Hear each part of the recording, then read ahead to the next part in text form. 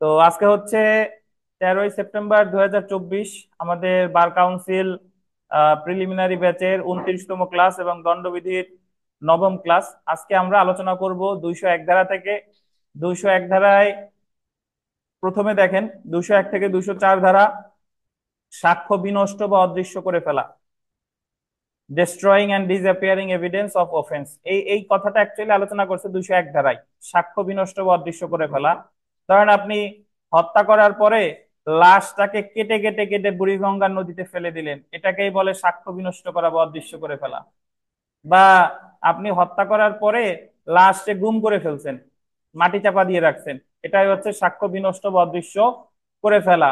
গরু চুরি করার পরে ওই গরু নিয়ে জবাই দিয়ে বিক্রি করে ফেলছেন বা খেয়ে ফেলছেন পিকনিক করে। আচ্ছা দেখেন, দণ্ডবিধির 201 থেকে 204 ধারা পর্যন্ত অপরাধের সাক্ষ্য বিনষ্ট করা সংক্রান্ত অপরাধ উল্লেখ করা হয়েছে।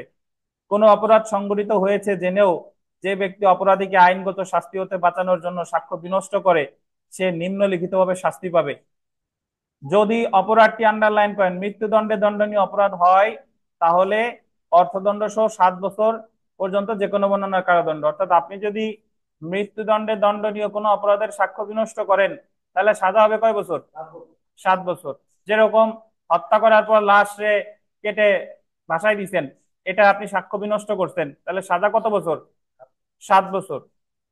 যদি অপরাধটি দেখেন যাবজ্জীবন কারাদণ্ড বা 10 বছর পর্যন্ত কারাদণ্ডে দণ্ডনীয় কোনো অপরাধ হয়, না এটা অধিক না, 10 বছর পর্যন্তই, অধিকটা কেটে দেন। যদি অধিক লেখাই থাকি ওটা ভুল কথা, ভুল লেখছি। যদি অপরাধটি 10 বছর যাবজ্জীবন কারাদণ্ড বা 10 বছর পর্যন্ত কারাদণ্ডে দণ্ডনীয় অপরাধ হয়, তাহলে 3 বছর পর্যন্ত যে কোনো বর্ণনার কারাদণ্ড। যদি আপনি ডাকাতির সাজা ধরেন যাবজ্জীবন কারাদণ্ড বা 10 বছর পর্যন্ত কারাদণ্ড, ডাকাতির কইরা ডাকাতির স্বর্ণালঙ্কার অন্যান্য যা যা আছে এগুলো যদি আপনি অদৃশ্য করে ফেলেন বা বিনষ্ট করে ফেলেন, তাহলে আপনার সাজা হবে কত বছর? 3 বছর। তাহলে মৃত্যুদণ্ডযোগ্য অপরাধের সাক্ষ্য বিনষ্ট করলে 7 বছর, যাবজ্জীবন বা 10 বছর পর্যন্ত হইলে কয় বছর? 3 বছর।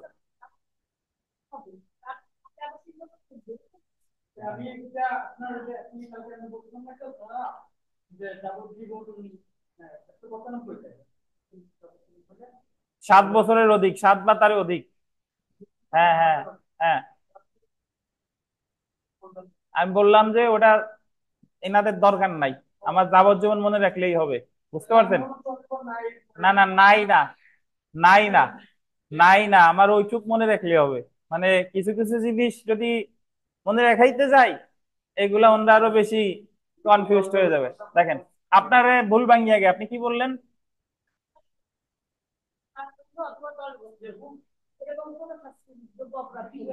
করে হ্যাঁ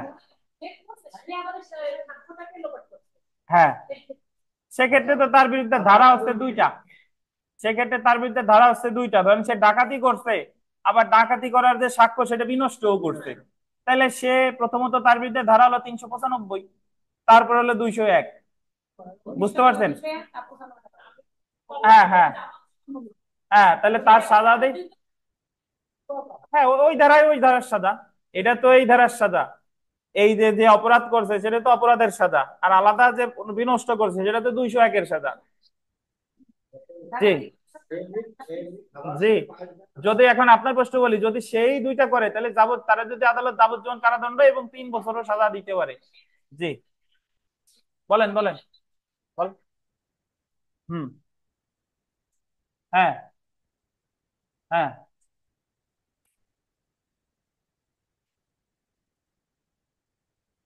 হ্যাঁ, যে সাক্ষ্য বিনষ্ট করবে তার হবে। আপনি তো খুন করছেন খুনের জন্য, আমি তো বুঝাইলাম হচ্ছে যে আপনি খুন করছেন, আপনি সাক্ষ্য বিনষ্ট করছেন, এটার উদাহরণ দিলাম। বাট সবসময় তো যে খুন করছে সে সাক্ষ্য বিনষ্ট নাও করতে পারে। ধরেন খুন করলো একজন, আর একজন বস্তায় লাশ ভরে নদীতে ফেলে আসছে, তাহলে এই জায়গায় যে খুন করছে সে দণ্ডিত হবে খুনের জন্য, আর নদীতে যে লাশ ভরে ফেলে আসছে সে দণ্ডিত হবে এই 201 ধারায়। জি জি। দেখেন দেখেন, এরপরে আমরা দেখি, যদিও অপরাধটি অনধিক 10 বছর কারাদণ্ডে দণ্ডনীয় হয়। এখন এই জায়গায় একটা জিনিস দেখেন, দুই নাম্বার পয়েন্টটা, তার আগে এই যে যে তিনটা টিক চিহ্ন আছে বাম সাইডে, এটা ব্র্যাকেটে আটকায় 201 ধারা লেখেন। এই যে তিনটা টিক চিহ্ন মানে যদি মৃত্যুদণ্ডে দণ্ডনীয় হয়, যদি যাবজ্জীবন কারাদণ্ডে দণ্ডনীয় হয়, যদি অনধিক 10 বছর, এই যে তিনটা টিক চিহ্ন, এই তিনটা টিক চিহ্নরই আলোচনা করছে কত ধারায়? 201 ধারায়। আচ্ছা, এখন 2 নাম্বার যে টিক চিহ্ন, এখানে বলছে যে যাবজ্জীবন কারাদণ্ড বা 10 বছর পর্যন্ত কারাদণ্ডে দণ্ডনীয় যদি হয় তাহলে 3 বছর। আবার 3 নাম্বারে বলছে যদি অপরাধটি অনধিক 10 বছর কারাদণ্ডে দণ্ডনীয় হয়, মানে 10 বছরের অধিক না। তাহলে একটা বলছে 10 বছর পর্যন্ত, আর একটা বলছে 10 বছরের অধিক না। এখন আপনি মনে রাখবেন যে 10 বছরের কম যেগুলা, সেইগুলা হলো এই 3 নাম্বার পয়েন্টে। আর এই 10 বছর পর্যন্ত মানে বোঝাচ্ছে যে অনেক অপরাধ আছে, দেখেন আমরা দেখেন অনেক অপরাধ আছে, যে উদাহরণস্বরূপ বলি ডাকাতির সাজা মৃত্যুদণ্ড বা যাবজ্জীবন কারাদণ্ড। তাহলে ডাকাতি সাক্ষ্য বিনষ্ট করলে সাজা হবে কত? 3 বছর। কিন্তু অনেক অপরাধ আছে যেগুলা ধরেন চুরি করার পরে চুরির শাস্তি কত? 3 বছর। তাহলে চুরির সাক্ষ্য যদি বিনষ্ট করে তাহলে সাজা পাবে এই যে তৃতীয় অংশে, এই যে অনধিক 10 বছর কারাদণ্ড দণ্ডনীয় নয়, তাহলে উক্ত অপরাধটির জন্য নির্ধারিত সর্বোচ্চ কারাদণ্ডের গোল দিবেন 4/1 কারাদণ্ডে দণ্ডিত হবে, জরিমানা সহ বা উভয়। বুঝেন কিনা? তাহলে মৃত্যুদণ্ডে বিনষ্ট করলে 7 বছর, যাবজ্জীবন বা 10 বছর করলে 10 বছর পর্যন্ত করলে কত? 3 বছর। আর 10 বছরের নিচে হইলে কত? ওই ওই অপরাধের 4/1 এটাই বলছে কততে? 201 ধারায়। 201 আর 212টা আমরা একসাথে পড়বো। আগে এই পাশে চলে আসেন, 212 পেজ, অবশ্যই 212 দেখেন কি দেবো।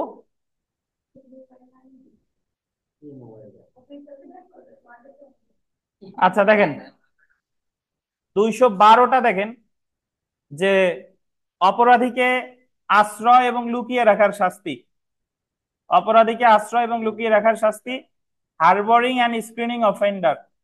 দণ্ডবিধি 212 থেকে 216 ক ধারায় অপরাধীকে আশ্রয় এবং লুকিয়ে রাখার শাস্তি, হারবরিং এন্ড স্ক্রিনিং অফেন্ডার সম্পর্কে আলোচনা করা হয়েছে। এখানে তিনটা টিক চিহ্ন আছে, দেখেন এই তিনটাই হলো 212 ধারা। এই তিনটারে বাম সাইডে আটকায় ফেলে লেখেন 212 ধারা।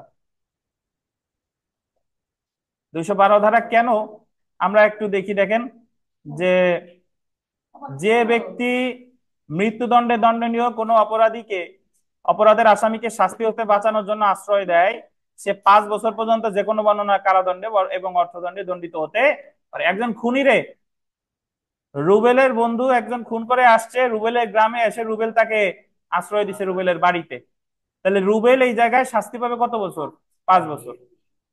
বাট ওই জায়গা ছিল মৃত্যুদণ্ডযোগ্য, আর যদি সাক্ষ্য বিনষ্ট করে তাহলে কত বছর? 7 বছর। কিন্তু এই জায়গা হচ্ছে আশ্রয় দিলে কত বছর? 5 বছর।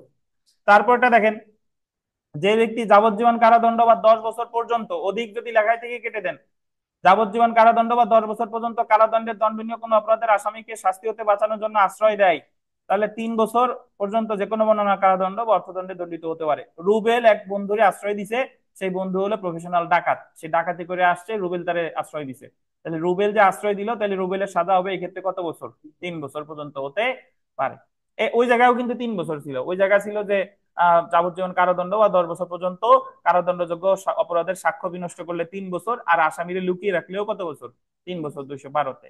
তারপরেরটা দেখেন যদি অপরাধটির মেয়াদ 1 বছর শাস্তিযোগ্য হয়, অপরাধটির মেয়াদ কয় বছর হয়? 1 বছর শাস্তিযোগ্য হয় এবং 10 বছর পর্যন্ত না, সেই ক্ষেত্রে কোনো অপরাধের আসামিকে শাস্তি হতে বাঁচানোর জন্য আশ্রয় দেয়, সে উক্ত অপরাধের জন্য নির্ধারিত সর্বোচ্চ কারাদণ্ডের গোল দিবেন 4/1 দণ্ডিত হতে পারে।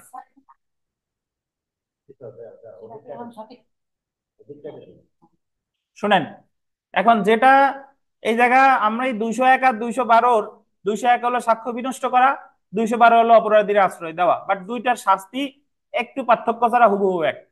শুধু সাক্ষ্য বিনষ্টের ক্ষেত্রে মৃত্যুদণ্ডযোগ্য সাক্ষ্য যদি বিনষ্ট করে শাস্তি 7 বছর, আর এই জায়গা হলো 5 বছর। আর ওই জায়গায় যাবজ্জীবন কারাদণ্ডযোগ্য বা 10 বছর পর্যন্ত কোনো অপরাধের সাক্ষ্য বিনষ্ট করলে 3 বছর, আর এই জায়গা ওই অপরাধের আসামির আশ্রয় দিলেও 3 বছর।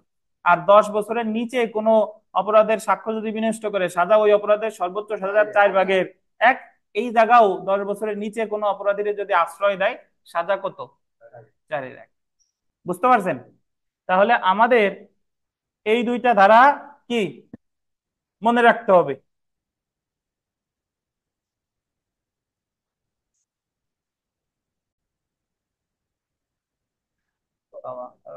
কাশি আটকায় দেখেন। আচ্ছা, জেনে রাখা ভালো, যদি আমরা একটু দেখি ভাই, আহ দণ্ডবিধির 212 ধারার অধীন অপরাধীকে আশ্রয় দানের জন্য বা অপরাধীকে লুকিয়ে রাখার জন্য শাস্তির বিধান করা হয়েছে। কিন্তু অপরাধীকে তার ভুল দিবেন স্বামী বা স্ত্রী আশ্রয় দিলে বা স্বামী বা স্ত্রী 212 ধারায় দণ্ডিত হবে না। এটা একটা দারুণ একটা পয়েন্ট, এটা মনে রাখেন যে স্বামী বা স্ত্রীর ক্ষেত্রে শুধুমাত্র যদি কেউ আশ্রয় দেয়, আশ্রয়ের ক্ষেত্রে স্বামী বা স্ত্রীর দণ্ড দেওয়া যাবে না। কিন্তু যদি স্বামী বা স্ত্রী সাক্ষ্য বিনষ্ট করে, তাহলে কিন্তু তারা দোষী হবে। তাহলে 212 ধারা স্বামী বা স্ত্রীর ক্ষেত্রে কি বলেন, প্রযোজ্য না। আচ্ছা, আমরা এরপরে চলে আসি ওই যে সেই 201-এর ওখানে চলে যাই, 201-এর ওখানে চলে আসি। 201 দেখেন, তো 201-এর নিচে একটি স্টার দিয়ে লেখেন, 202 ধারাটা লেখেন। 202 ধারাটা স্টার যার লেখা নাই সে একটু লেখেন, 202 ধারা লেখেন। তথ্য প্রদানে বাধ্য ব্যক্তি তথ্য প্রদান না করলে, তথ্য প্রদানে বাধ্য ব্যক্তি তথ্য প্রদান না করলে,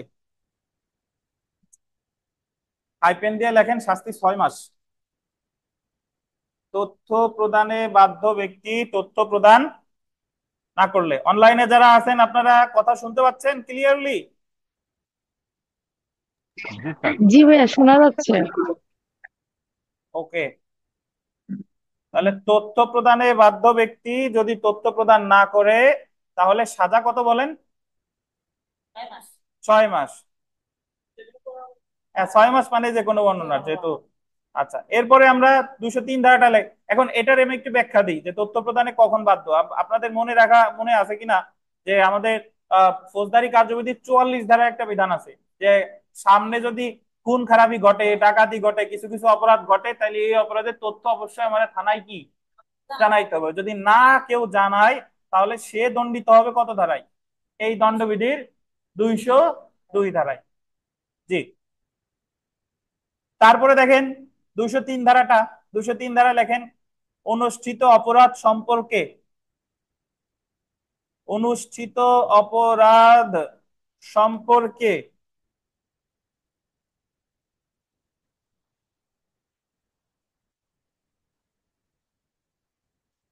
মিথ্যা তথ্য, অনুষ্ঠিত অপরাধ সম্পর্কে মিথ্যা তথ্য প্রদান।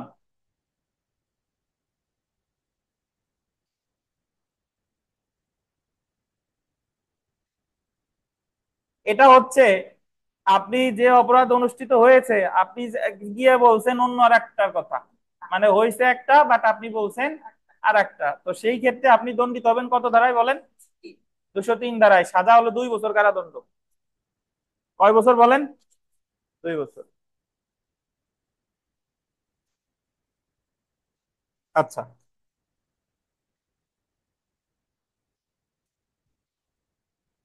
তাহলে 202 আর 203-এর মধ্যে পার্থক্য কি বিথিকা বলেন?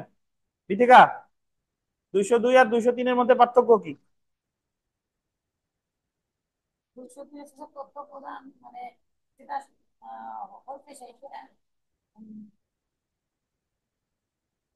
আমার পাশে একই ধরছিল, পাশে একটা খুন হয়েছে, খুনটা আমি থানায় জানাই, না জানালে তুমি দেই। আর ওটা হবে হলো আগেটা আমি তথ্য দিয়েছি, তাও ভুল হয়েছে বলছি যে ভুল বাইরেও বাড়ি হয়েছে, তাহলে 203 203 আর 203-এ হলো আপনার সামনে যে অপরাধ ঘটছে আপনি সেটা সেই তথ্য দেনই না, এটা হলো 203। আর যদি আপনি মিথ্যা, 202 আর কি, সরি, আর যদি আপনি মিথ্যা তথ্য দেন তাহলে সেই ক্ষেত্রে হলো 203। খুব সহজ। আচ্ছা, আমরা এরপরে চলে আসি, দেখেন 209 ধারাটা, 209 ধারা, 209 ধারায় বলছে অসাধুভাবে আদালতে মিথ্যা দাবি উত্থাপন। এটা একটু আন্ডারলাইন করেন, আদালতে মিথ্যা দাবি উত্থাপন, dishonestly making false claim in court, অসাধুভাবে আদালতে মিথ্যা দাবি উত্থাপন।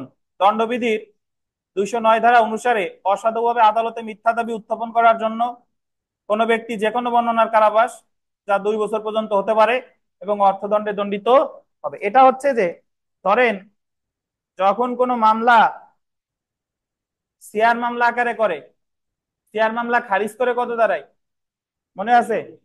সিআর মামলা খারিজ করে কত দাঁড়ায়? 203 দাঁড়ায়। সাইডে 203 দাঁড়ায় কেন খারিজ করে মানে বলেন? ওনার কাছে মনে হয়েছে যে এরকম কোনো ঘটনা ঘটে না, এই জন্যই তো খারিজটা করে। তো এরকম খারিজ করার সাথে সাথে বিচারক মহোদয় যদি মনে করেন যে এরকম তো কোনো ঘটনা ঘটেই নাই, উল্টা এই দাবিটা হচ্ছে মিথ্যা, তাহলে তার বিরুদ্ধে উল্টা পদক্ষেপ নিতে পারে কত ধারায়? 200 কত ধারায় বলেন? 9 ধারায়। 209 ধারায়। তাহলে 209 ধারার দেখেন সাজা কত? যে কোনো বর্ণনার কারাবাস যা 2 বছর পর্যন্ত হতে পারে এবং অর্থদণ্ডে দণ্ডিত হবে। তাহলে আদালতে যদি মিথ্যা দাবি উত্থাপন করে তাহলে সাজা কত দাঁড়ায়? 209 ধারায়। এবার চলে এসে 211 ধারা। 211 ধারায় বলছে যে অপরাধের মিথ্যা অভিযোগ, false charge of offense, underline করেন, অপরাধের মিথ্যা অভিযোগ। এটা 211টা হচ্ছে কখন হয়? যে যখন কাউরে আপনার বিচার শেষে কাউকে খালাস দেয়, বুঝতে পারছেন? বিচার শেষে একজনকে কি দিছে? খালাস দিছে। তাইলে আদালতের কাছে মনে হয়েছে যে মামলাটা করছে সেই মামলাটা হলো কি?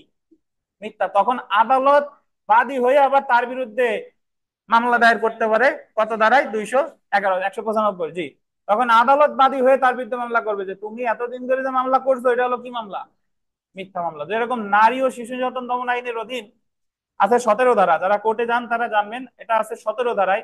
17 ধারায় বলা আছে যে নারী শিশু নির্যাতন দমন আইনের অধীনে যদি কেউ মিথ্যা মামলা করেন, ধরেন একজন ধর্ষণের মামলা করলো বাট প্রকৃতপক্ষে সে ধর্ষিত হয় নাই, তো পরবর্তীতে যখন জানা গেল তখন ওই ট্রাইব্যুনাল উল্টা ওই মহিলার বিরুদ্ধে অ্যাকশন নেবে 17 ধারায়, তার বিরুদ্ধে মামলা হবে 17 ধারায় নারী শিশুর ক্ষেত্রে, নারী শিশুর মামলা। বাট দণ্ডবিধির যে কোনো অভিযোগ যদি মিথ্যা হয় তাহলে তার বিরুদ্ধে আসামি খালাস পাওয়ার পরে তার বিরুদ্ধে অ্যাকশন নিবে, তার বিরুদ্ধে এই কোর্ট বাদী হয়ে মামলা করবে কত ধারায়? 211 ধারায়। দেখেন জি, এটা কোর্ট বাদী ছাড়া অন্য কেউ বাদী হলে হবে না। আমি আপনি খালাস পাওয়ার পরে 211 ধারায় মামলা করলে হবে না, এটা আমার অনুরোধ করতে হবে কোর্টে যে আপনি তার বিরুদ্ধে এখন 211 ধারায় মামলা করেন। জি জি।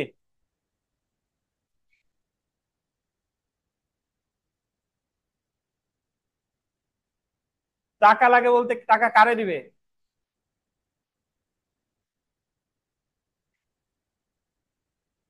না, এখন আপনারা যদি আপোষ মীমাংসা, মানে ওই যে যদি কি বললেন যদি নিজেদের আপোষ হয়ে যায় তাহলে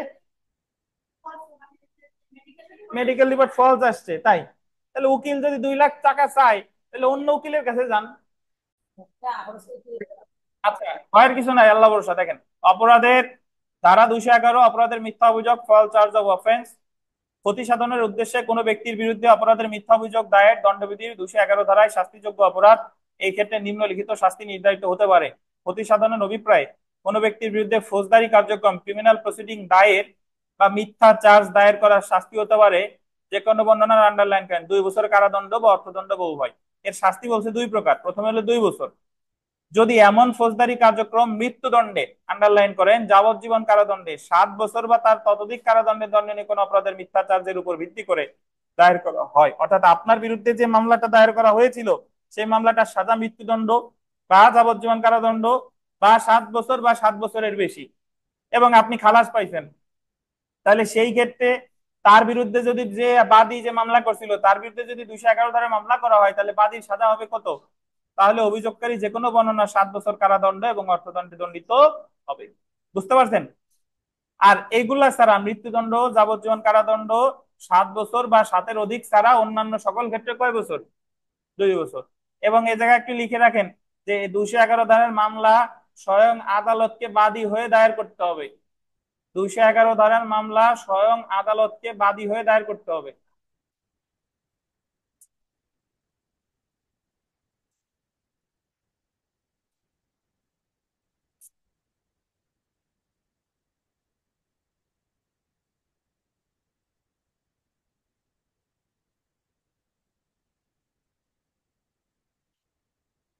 চকলেট সবাই খাইতে থাকেন, এ আর আসবে না আজকে আর। কি 88-র মতো? হ্যাঁ হ্যাঁ হ্যাঁ হ্যাঁ হ্যাঁ, 88-র মতো, এই তো আপনার মাথায় আরিফ সাহেবের মাথায় তো ঢুকতেছে, এইবার তো পাশ করে বেরোন দি। হ্যাঁ হ্যাঁ হ্যাঁ, এক সময় এক সময় এক সময় কোর্টে যায় দেখবো যে চারপাশে যত যা বসায় সব আমার ছাত্র। এখনই বসলে 3-4 জন পাওয়া যায়, হয়ে যায়। দেন। কোনটা ভাই? না, ওই যে আপনাদের এলাকার একজন পড়তে আসে, সে বললো আর কি। আয়সা রে চিনেন না? আয়সা, উনি উনি হ্যাঁ উনি বলছেন। দেখেন, আগে এক একটা করে দেন। আচ্ছা, দুই দুটো করে দেন, খাইতে থাক। দেখেন তাহলে উদাহরণ দেখেন, মিথ্যা এজাহার বা অভিযোগ দ্বারা দায়ের এই ধারায় শাস্তিযোগ্য অপরাধ। তাহলে আমি যদি, আলামিন সাহেব বলেন তো দেখে, যে 211-র সাথে 209-এর কি পার্থক্য আছে? দুইটা কি এক কিনা? আর 211টা হচ্ছে যখন মামলা চলছে, চলার পর বিচার শেষ, তখন যদি প্রমাণিত হয় যে না ধন্যবাদ। তাহলে 209 মানে হচ্ছে মাত্রই মামলা খারিজ করছে, তার বিরুদ্ধে পদক্ষেপ নিতে পারে 209 ধারায়। আর 211 মানে 211 হলো যে যখন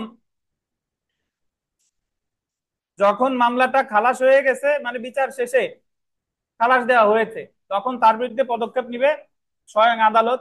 আদালত যদি পদক্ষেপ না নেয়, তাহলে আদালতের কাছে দরখাস্ত করতে হবে 476 ধারায়। 476 ধারায়।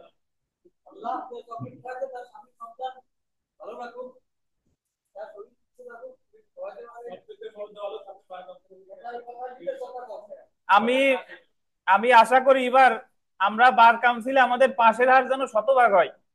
এপ্রিলি রিটেন যে জায়গা যে আছেন, কেউ যেন মিস না হয়। এবং রেগুলার এই যে যারা দেখেন, আমরা কি দুর্যোগময় দিনের মধ্যেও এই যে আপনারা যারা আসছেন, আল্লাহ আপনাদের সবাইকে কবুল করে নেক, আমিন। দেখেন, 1 নাম্বার দেখেন, দ্য পেনাল কোড 1860-এর কোন ধারায় অসাধুভাবে আদালতে মিথ্যা দাবি উত্থাপন করার শাস্তির বিধান রয়েছে? কত ধারায়? 209 ধারায়। 2 নাম্বার প্রশ্নটা দেখেন, কোন ব্যক্তি মিথ্যা এজাহার করলে তার শাস্তির বিধান, যদি বলে মিথ্যা দাবির কথা তাহলে আসবে 9, মিথ্যা এজাহারের কথা আসলে ধারা হবে কত? 211। 3 নাম্বার দেখেন, কোন ব্যক্তি কারো ক্ষতি করার উদ্দেশ্যে ফৌজদারি মামলা দায়ের করলে তার শাস্তির বিধান দণ্ডবিধির কোন ধারায় উল্লেখ আছে? কত ধারায়? 211 ধারায়। 211 ধারায়। 212 অলরেডি আমরা পড়ে ফেলেছি। তারপরে এটা একটু দেখেন, সেলফ প্র্যাকটিসের একটা প্রশ্ন আছে। 1 নাম্বার, এ জানে যে আরিফ জানে যে বদরুল জামানকে হত্যা করেছে। আরিফ বদরুলকে শাস্তি হতে বাঁচাতে লাশটি গুম করতে বদরুলকে সহায়তা করেছে। আরিফের শাস্তি হতে পারে কত? মৃত্যুদণ্ডযোগ্য অপরাধের লাশ গুম করছে মানে অদৃশ্য করছে। সাজা কত? 7 বছর পর্যন্ত যে কোনো মরণান্তর কারাদণ্ড এবং অর্থদণ্ড। কত ধারায়? 201 ধারায়। তারপরে দেখেন, 2 নাম্বার প্রশ্নটা দেখেন, এ জানে যে বি জেড কে হত্যা করেছে। এ বি কে শাস্তি হতে বাঁচাতে মৃত লাশটি গুম করতে বি কে সহায়তা করেছে। এ দণ্ডবিধির কোন ধারায় অপরাধ করেছে? কত ধারায় বলেন? 201 ধারায়। 201 ধারায়। আচ্ছা, নতুন বইতে হয়তো বা নাই, একটু দেখেন, সমস্যা নাই। আচ্ছা, সাক্ষ্য প্রমাণ আমি সব বই পড়াই, জগা খিচুড়ি যে কম যেটা মনে হয়। দেখেন, সাক্ষ্য প্রমাণ হিসেবে যাতে কোনো নথিপত্র হাজির না করা হতে পারে, সেই উদ্দেশ্যে তা বিনষ্ট করার শাস্তি, এটা একটু এক্সেপশনাল।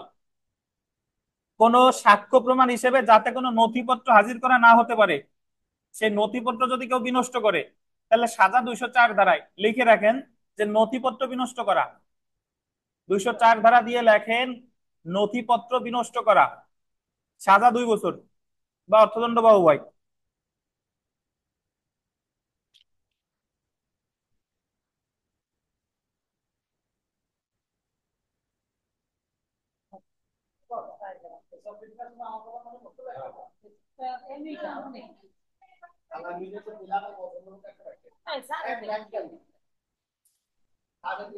না না, সমস্যা নাই। এই, থাক থাক।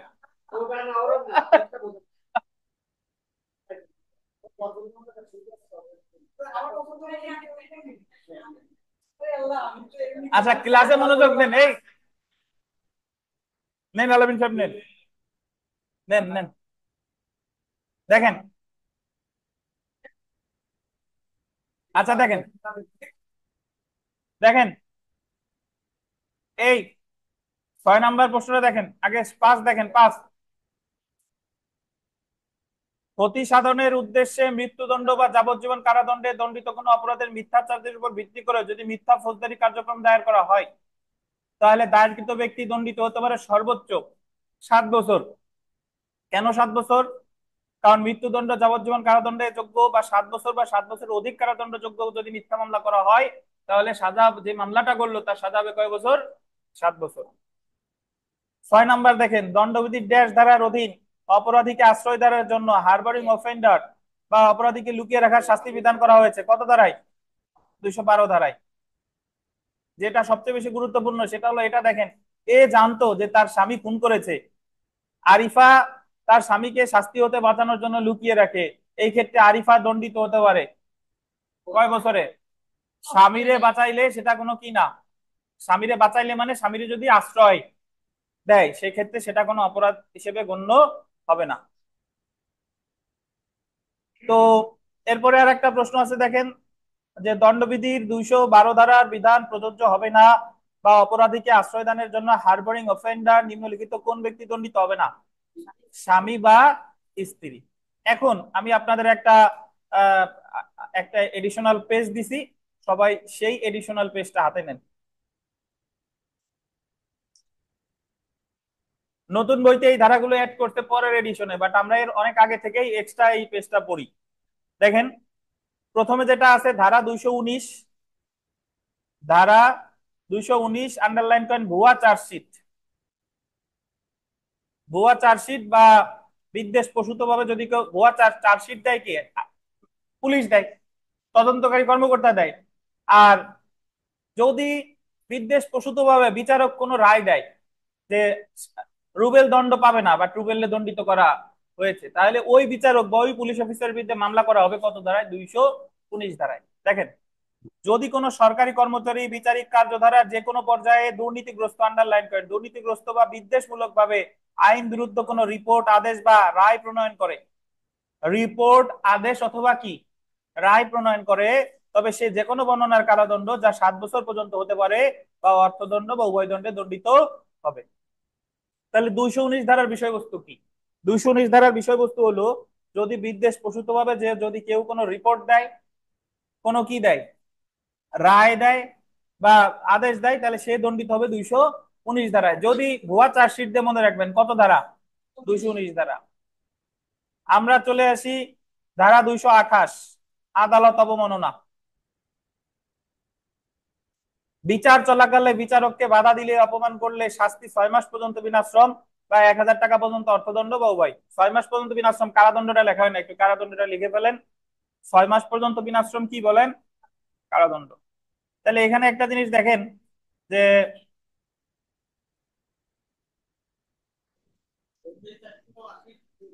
হ্যাঁ হ্যাঁ জি, এবং এখানে লেখেন যে ফৌজদারি কার্যবিধি 480 ধারা, ফৌজদারি কার্যবিধির 480 ধারাও আদালত অবমাননা, ওখানে শুধু শাস্তি আছে 200 টাকা।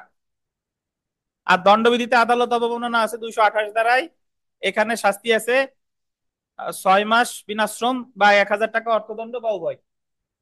এই পেজ পান নাই? 480, 480 ধারায়, 480।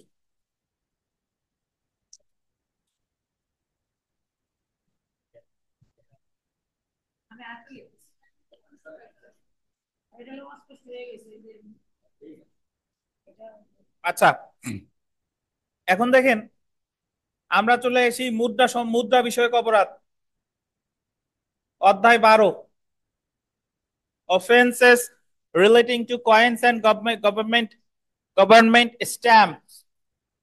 মুদ্রা বিষয়ক অপরাধ।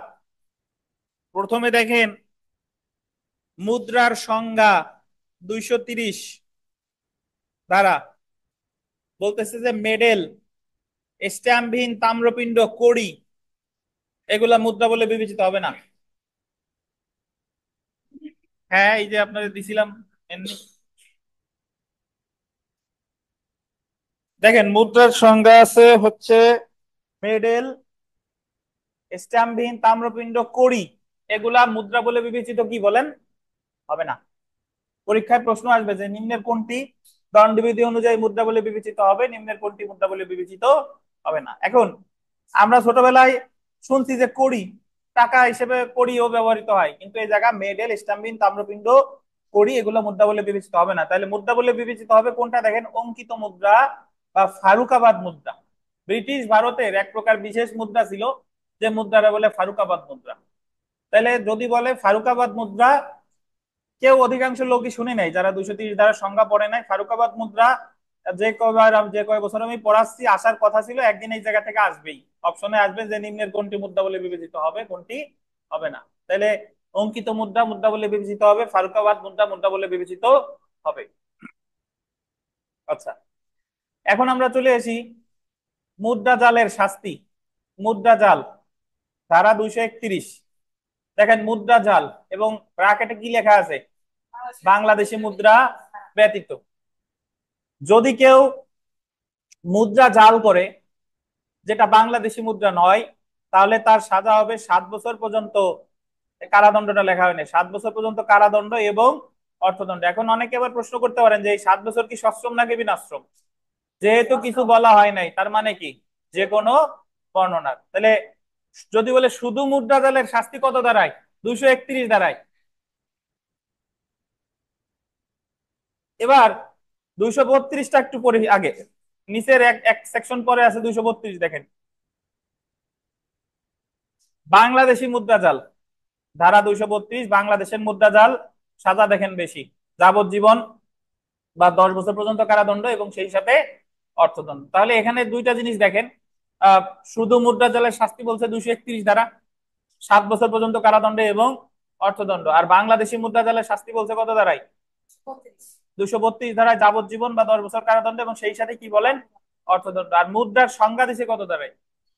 230 ধারায়, 230 ধারায়। তাহলে যখনই বাংলাদেশি মুদ্রা জাল করে তখনই শাস্তির পরিমাণ কি বেড়ে যায়। প্লাস মানে বা না, প্লাস মানে কি বা,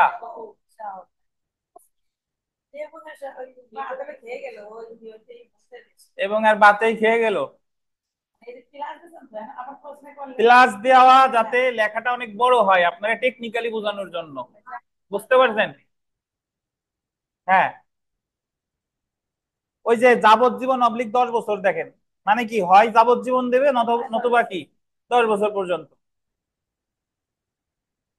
বিথিকা প্লাস আরিফ যদি বলে তাহলে দুইজনই বোঝায়, আর বিথিকা অবলিক আরিফ বললে কি একজন।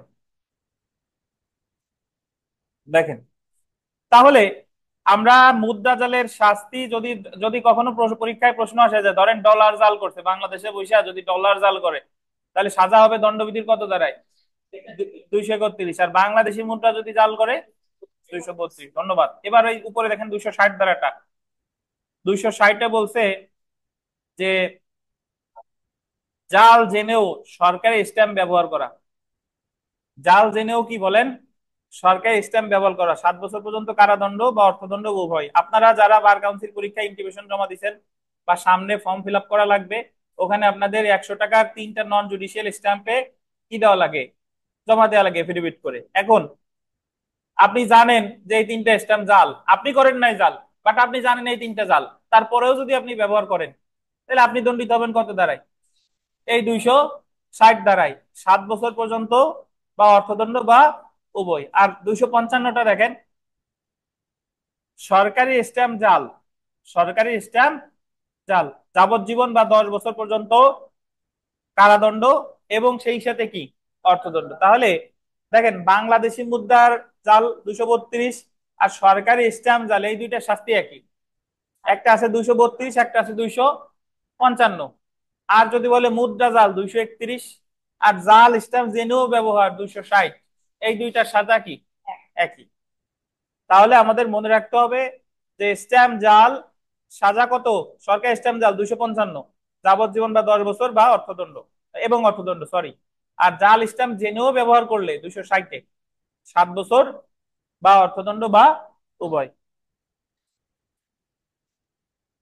হ্যাঁ হ্যাঁ, সরকারি স্ট্যাম্প বলতে বাংলাদেশ সরকারি বোঝাচ্ছে, আমাদের দেশে তো আরো স্ট্যাম্প নাই, আমাদের দেশে তাই ব্যবহৃত হয়। বাংলাদেশ না থাকলে তো যাবত বন্ধ আর কিছু না। এই দেখেন, আচ্ছা দেখেন, ত্রয়োদশ অধ্যায়, তাহলে আপনাকে যদি বলে যে ওজন মুদ্রা সম্পর্কিত অপরাধ, কত অধ্যায় আছে? 12তম অধ্যায়। এই ত্রয়োদশ অধ্যায় দেখেন, মানে 13তম অধ্যায়, বাটখারা ও মাপকাঠি সংক্রান্ত অপরাধ সম্পর্কে। বাটখারা ও মাপকাঠি মানে ওই যে আমাদের দাড়িপাল্লা পড়েন, লোকাল ল্যাঙ্গুয়েজে যা বলি আর কি।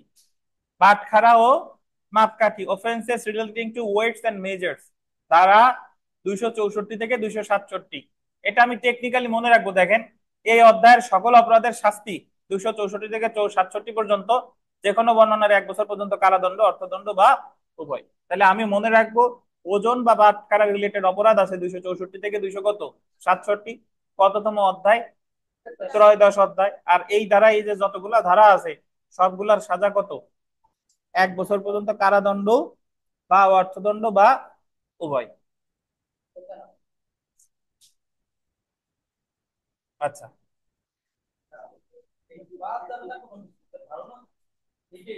বলেন। হ্যাঁ হ্যাঁ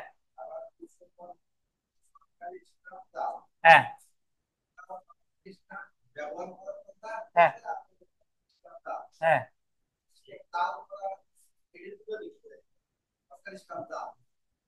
জাল করা বুঝতেছেন না? ধরেন আপনি রতিন সাহেব, আপনি ওই যে কোর্টে যে বিভিন্ন স্ট্যাম্প ব্যবহার করা হয়, যে স্ট্যাম্প দিয়ে মামলা টামলা করে লোকজন, সেই স্ট্যাম্প আপনি বিশাল প্রিন্টার টিন্টার কিনে আপনি জাল করা শুরু করছেন এবং আপনি ধরা খাইছেন। তাহলে আপনার বিরুদ্ধে মামলা হবে 255 ধারায়, আপনি সরকারি স্ট্যাম্প জাল করছেন।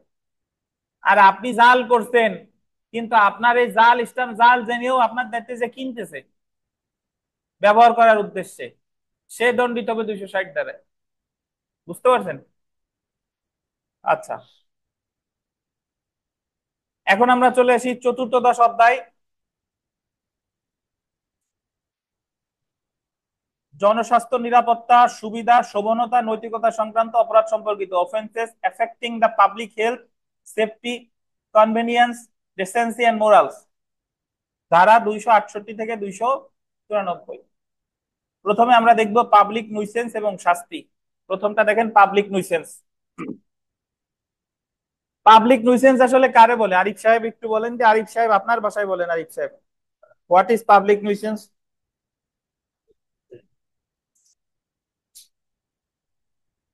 পড়েন না, আপনি নিজে যা পারেন সেই অনুযায়ী বলেন। পাবলিক nuisance-টা আছে স্যার এরকম যে ওই পাবলিক আমরা যে মারামারি করছিলাম না স্যার আপনি, হ্যাঁ। এটা তো পাবলিক প্লেস হইতেই, হুম। পাবলিক প্লেস হইতে হইব। ওই যে ওইরকমই যে পাবলিক nuisance-টা আছে।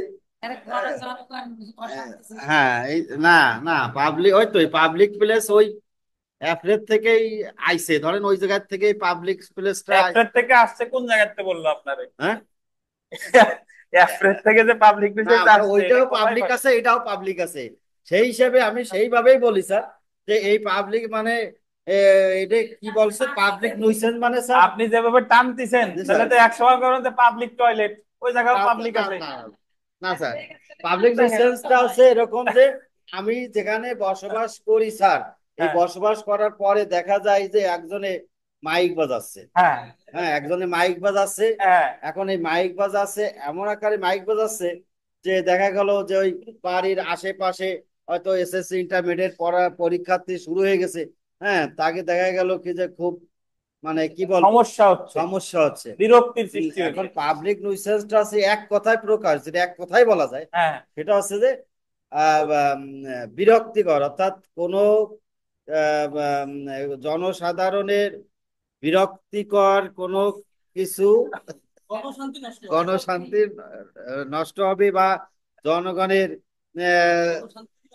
না না না এই জি স্যার। আপনার এই বক্তব্য শুনে উবাইদুল কাদেরের কথা মনে পড়ে গেছে আমার। জি স্যার। মানে উবাইদুল কাদের সাহেব বিভিন্ন অনুষ্ঠানে যাইতো, আপনারা দেখছেন কিনা? জি স্যার। ওনারে যখন মানে ওনারে বক্তব্যের আগে কয়েকজন কথা বলতেছে, এখন আমাদের মাঝে বক্তব্য দিবেন অমুক অমুক সেই সেই বিভিন্ন মানে বিশেষণে বিশেষায়িত করে, আর উবাইদুল কাদের পাশের দাঁড়ায় বিরক্ত হচ্ছে যে দূর আপনি তাড়াতাড়ি মাইক্রোফোনটা আমারে দেন, এত কিছু বলা লাগবে না, জি স্যার। তো দেন। যাই হোক স্যার, জনসাধারণের ক্ষতি বিপদ দেন, বিপর্যয় দেন। সৃষ্টি করে এই ধরনের স্যার।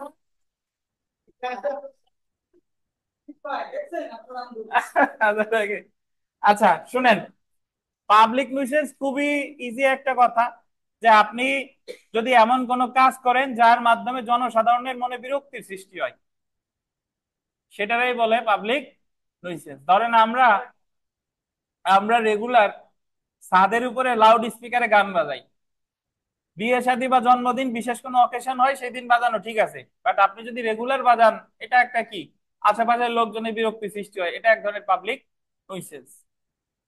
তারপরে আপনি ওই ইট ভাঙেন, আবাসিক এলাকার ভিতরে আপনার বিল্ডিং টিল্ডিং কোনো কাজ চলতেছে না, কিন্তু আপনি বাড়ি রেগুলার ইট ভাঙতেছেন, এই জায়গার তিনি বিক্রি করতেছেন, এটা কি পাবলিক নিউসেন্স।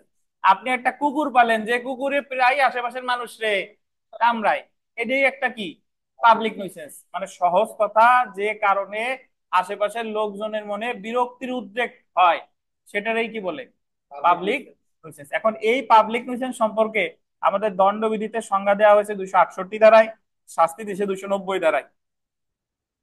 সাধারণত আমাদের দণ্ডবিধিতে যে ধারায় সংজ্ঞা দেওয়া হয় তার আশেপাশেই শাস্তি থাকে, কিন্তু এটার একটু বিশাল দূরত্ব হয়ে গেছে, এর সংজ্ঞা কত 268, শাস্তি 290। এছাড়া পাবলিক নিউসেন্স সম্পর্কে বলা আছে দেওয়ানি কার্যবিধির 91 ধারায়। কত ধারায়? 91 ধারায়। এছাড়া আমাদের ফৌজদারি কার্যবিধিরও 133 ধারায় পাবলিক নিউসেন্স সম্পর্কে বলা হয়েছে। আমরা একটু পড়ি, দেখেন। যদি কোনো ব্যক্তি এমন কোনো কাজ করে যা তার চারপাশে বসবাসকারী জনসাধারণের ক্ষতি বিপদ, আন্ডারলাইন করেন, বিরক্তি সৃষ্টি করে, তবে তাকে গণ উপদ্রব বা পাবলিক নিউসেন্স বলে। দণ্ডবিধির আন্ডারলাইন করবেন 268 ধারায় পাবলিক নিউসেন্সের সংজ্ঞা প্রদান করা হলেও শাস্তি প্রদান করা হয়েছে 290 ধারায়। আন্ডারলাইন করেন, পরীক্ষায় প্রশ্ন আসতে পারে যে পাবলিক নিউসেন্সের সংজ্ঞা দেওয়া হয়েছে কত ধারায়? 68 ধারায়। সংজ্ঞা দেওয়া আর শাস্তি 290 ধারায়। 290 ধারায় পাবলিক নিউসেন্সের শাস্তি হলো শুধুমাত্র অর্থদণ্ড, যার পরিমাণ 200 টাকা পর্যন্ত হতে পারে। তাহলে পাবলিক নিউসেন্সের কিন্তু কোনো কারাদণ্ড নাই, শুধু কি বলেন অর্থদণ্ড। এছাড়া ফৌজদারি কার্যবিধির 133 ধারায় তাৎক্ষণিক সংক্ষিপ্ত পদ্ধতিতে পাবলিক নিউসেন্স প্রতিকারের বিধান দেওয়া আছে। এছাড়া একটু নিচে লেখেন সিপিসি 91 ধারা, পাশে লিখে রাখেন যে দেওয়ানি কার্যবিধিতে পাবলিক নিউসেন্স আছে কত ধারা? 91 ধারা।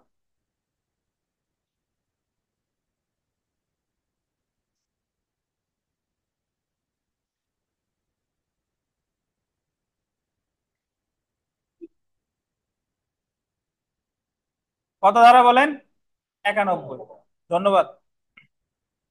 এখন আমরা চলে আসি অবহেলাজনিত কার্য দ্বারা জীবন বিপন্নকারী রোগের সংক্রমণ ঘটানোয়।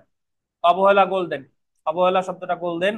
অবহেলাজনিত কার্য দ্বারা জীবন বিপন্নকারী রোগের সংক্রমণ ঘটালে ধারা 269। আমরা এই জিনিসটা, এই ধারাটা সবচেয়ে বেশি ফিল করছি করোনার সময়।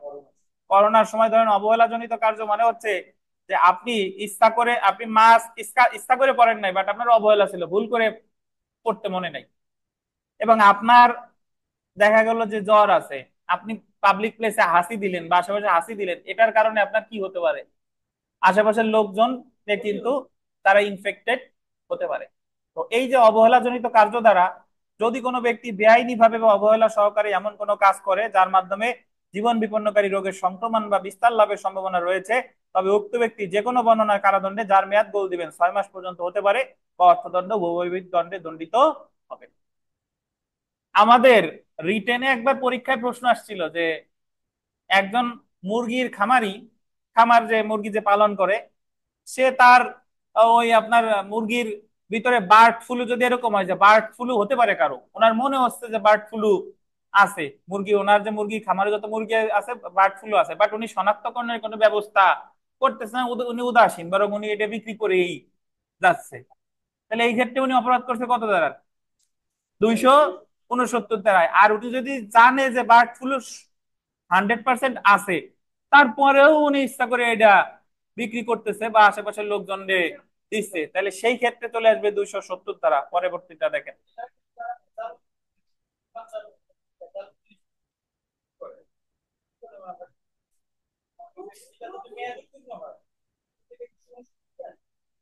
না, এটা যদি তার অবহেলা থাকে,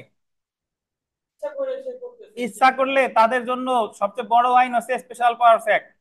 স্পেশাল পাওয়ার্স অ্যাক্টের আমার যতদূর মনে পড়ে 25C, ওই জায়গায় 25A, 25B, 25C, এই জায়গায় যদি কেউ মজুদ করে, খাদ্য মজুদ করে, কালোবাজারি করে, যদি কেউ যদি খাবারে ভেজাল দেয়, প্রসাধনীতে ভেজাল দেয়, ওষুধে ভেজাল দেয়, এর সর্বোচ্চ শাস্তি মৃত্যুদণ্ড। হ্যাঁ, মৃত্যুদণ্ড, সর্বোচ্চ সাজা মৃত্যুদণ্ড। বুঝতে পারছেন? এখন আমাদের দেশে আপনি আজকে একজনের মৃত্যুদণ্ড দিয়ে দেন মজুদদারির জন্য বা ওই যে ভেজালের জন্য, দেখবেন যে ওই কাজ আর কেউ করবে না। কিন্তু আমরা স্পেশাল পাওয়ার্স অ্যাক্টে ওই ধারায় মামলা দেই না। ওই ধারায় মামলা না দিয়ে আমরা পরিচালনা করি মোবাইল কোর্ট। মোবাইল কোর্ট পরিচালনা করি, ওই জায়গায় তারা একটা জরিমানা করে, আর্থিক জরিমানা, রাষ্ট্রের লাভ হচ্ছে, কিন্তু কিছুদিন পরে ওই কাজ আবার সে আবার করতেছে। বুঝতে পারছেন? হ্যাঁ, পারবেন। জি জি জি। দেখেন, দেখেন,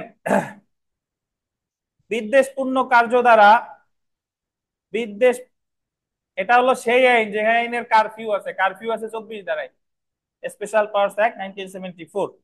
দেখেন, বিদ্বেষপূর্ণ কার্য দ্বারা জীবন বিপন্নকারী রোগের সংক্রমণ, ধারা 270। যদি কোনো ব্যক্তি বিদ্বেষপূর্ণ কাজের মাধ্যমে কোনো জীবন বিপন্নকারী রোগের সংক্রমণ ঘটায় বা বিস্তার লাভ করে, তবে উক্ত ব্যক্তি যে কোনো বর্ণনার কারাদণ্ডে, যার মেয়াদ 2 বছর পর্যন্ত হতে পারে, বল দিবেন 2 বছর পর্যন্ত হতে পারে, অর্থদণ্ড বা উভয়। তাহলে দেখেন, অবহেলা থাকলে শাস্তি কম, 6 মাস। আর বিদ্বেষ থাকলে শাস্তি বেশি, কত?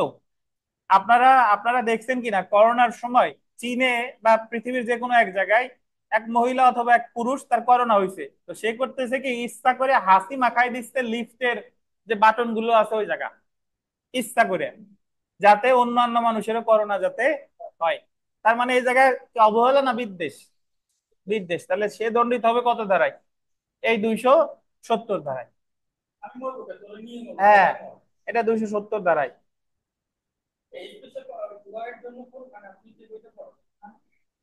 বেয়ার একটি স্পেশাল পাওয়ার্স অ্যাক্ট। হ্যাঁ, ওইভাবে বই পাবেন না, ও তো দু একটা কেস রেফার দু একটা কেস রেফারেন্স আছে তাই।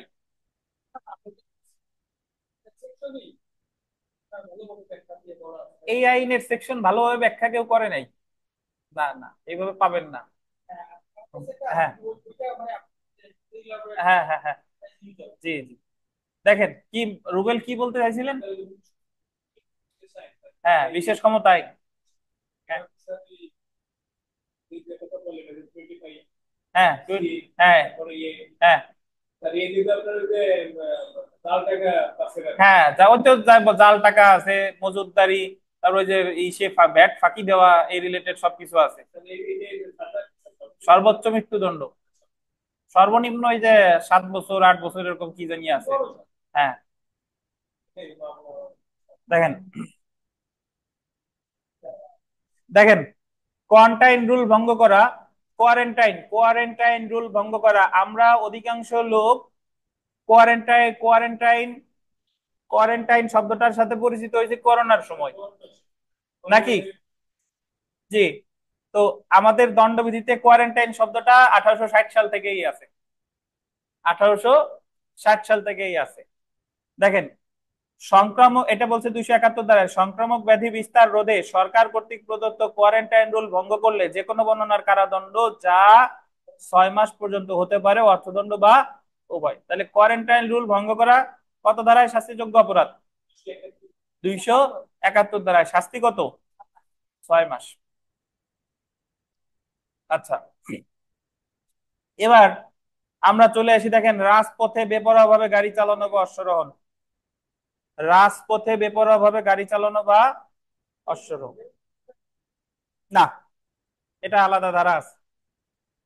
শুনেন, রাজপথে বেপরোয়া ভাবে গাড়ি চালানো, এই রিলেটেড আমাদের দণ্ডবিধিতে 3টা ধারা আছে।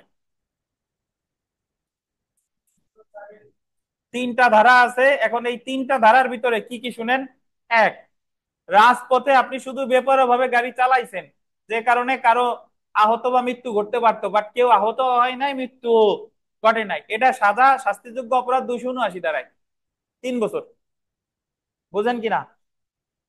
রাজপথে বেপরোয়া ভাবে গাড়ি চালাইয়ে কাউকে অবহেলা ছিল, কেউ মারা গেছে, 304 খ, 304 খ বা বি, এটাও সাজা 3 বছর। বুঝতে পারছেন। আর রাজপথে বেপরোয়া ভাবে গাড়ি চালিয়ে কাউরে গুরুতর আহত করছেন, সাজা 2 বছর, 338 ক, 338।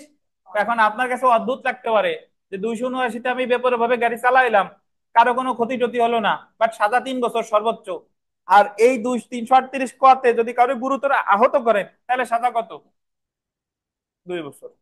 এখন এগুলার ক্ষেত্রে, না একটু পরে বলেন, আপনার বলার সুযোগ দিবানি, একটু পরে বলেন। দেখেন একেবারে শুরুতে বলার দরকার নাই।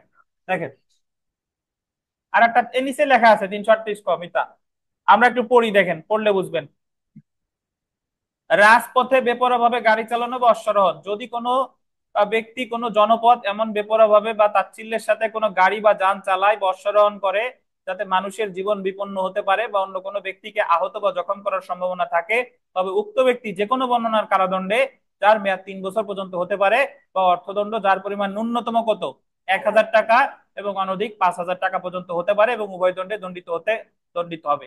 এই জায়গায় একটা জিনিস দেখেন, মানে বেপরোয়া ভাবে যদি আপনি গাড়ি চালান, এখানে আপনার কারাদণ্ডও ফিক্সড, অর্থদণ্ডও ফিক্সড।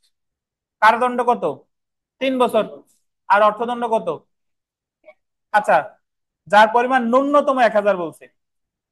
আচ্ছা, আর অনধিক কত, 5,000। আচ্ছা, পরেরটা দেখেন, তাহলে এই কথাটা বলছে কত দাঁড়ায়, 279। এছাড়া দেখেন, এছাড়া রাজপথে বেপরোয়া ভাবে গাড়ি চালিয়ে বা অশ্বারোহণ করে কোনো ব্যক্তির মৃত্যু ঘটালে সেই ক্ষেত্রেও শাস্তি যে কোনো বর্ণনার কারাদণ্ড যা 3 বছর পর্যন্ত হতে পারে, বা অর্থদণ্ড বা উভয়। ধারা কত, 304-এর কত বলেন, খ। এখন আপনার কাছে বলেন, ওই জায়গাও 3 বছর, এই জায়গাও 3 বছর, বাট পার্থক্য আছে। ওখানে কিন্তু অর্থদণ্ড মাত্র 5,000, আর এই জায়গায় অর্থদণ্ড কি, এখানে অর্থদণ্ড কোনো নির্দিষ্ট কিন্তু নাই, মানে ইচ্ছা করলে আরো বেশি অর্থদণ্ড দিতে পারে। তারপরেরটা দেখেন, রাজপথে বেপরোয়া ভাবে গাড়ি চালিয়ে কোনো ব্যক্তিকে গুরুতর আঘাত করলে, গুরুতর আঘাত আন্ডারলাইন করেন, বেপরোয়া ভাবে গাড়ি চালিয়ে কোনো ব্যক্তিকে গুরুতর আঘাত করলে যে কোনো বর্ণনার কারাদণ্ড যা 2 বছর পর্যন্ত হতে পারে, বা অর্থদণ্ড বা উভয়। ধারা কত, 338। এখন আপনার কাছে অদ্ভুত লাগতে পারে যে শুধু বেপরোয়া ভাবে গাড়ি চালাইলাম 279-তে সাজা 3 বছর, আর এই জায়গা বেপরোয়া ভাবে গাড়ি চালাই কাউরে আহত করলাম, সাজা মাত্র 2 বছর। 2 বছর হলেও বাট ওই জায়গা 279-তে অর্থদণ্ড 5,000, আর এই জায়গা 338 ক, দেখেন অর্থদণ্ড কি কোনো ফিক্সড আছে, নাই, মানে অর্থদণ্ডের পরিমাণ এই জায়গা বেশি হতে পারে। বুঝেন কিনা। তাহলে আমরা বেপরোয়া ভাবে গাড়ি চালানোর 3টা ধারা পাইলাম। শুধু বেপরোয়া ভাবে গাড়ি চালাইছে, কাউরে কাউরে আঘাত করে নাই, 279-তে সাজা কত, 3 বছর, 1,000 থেকে 5,000 টাকা জরিমানা। বেপরোয়া ভাবে গাড়ি চালিয়ে কাউরে নিহত করছে, 304-এর খ, সাজা 3 বছর, অর্থদণ্ড অপরিসীম হতে পারে, মানে কোনো অসীম হতে পারে, কোনো লিমিটেশন নাই। 338 কতে বললো, বেপরোয়া ভাবে গাড়ি চালিয়ে কাউরে যদি কি করে, গুরুতর ভাবে আহত করে, তাহলে সাজা কত, 2 বছর পর্যন্ত হতে পারে, বা অর্থদণ্ড বা উভয়। বলেন এবার আরিফ সাহেব, বলেন কি বলবেন। তারপরে একটু বলি, সেটা হলো কি স্যার, ওই যে যে রাজপথ, রাজপথে বেপরোয়া গাড়ি চালানো, অশ্বারোহণের যে ধারা সেকশন, ওই সময় কত, দণ্ডবিধি কত, 1860। হ্যাঁ, ওই 1860 সালে যে 279 ধারা তৈরি হয়েছিল, এরপরে আবার 18 চিন্তা করছে যে আরো ওই ধারার পরে যদি মারা যায়, হ্যাঁ, তাহলে তো ধারার দরকার আছে, এই জন্য ক যোগ করছে, খ যোগ করছে। এগুলো কিন্তু স্যার পরে আইছে। হ্যাঁ, এই ধারাগুলো পরে আইছে, যেগুলো ক খ যোগ করে, এই ধারাগুলো কিন্তু প্রথমে আসি নাই স্যার, এগুলো কিন্তু পরে আসছে। এই জন্যই বলি যে ক, খ, গ এগুলো যেগুলো যোগ করে, এইগুলো তো স্যার আহ, আমাকে একটু বুঝে নিতে হবে নাকি স্যার। ওই যে আপনি বললেন যে মরিয়ে গেলি ধারা এত, মারা যায়নি, তারপরে মানে সাজা এত, এই সাজার ডিফারেন্সটা এইভাবে হয়েছে স্যার।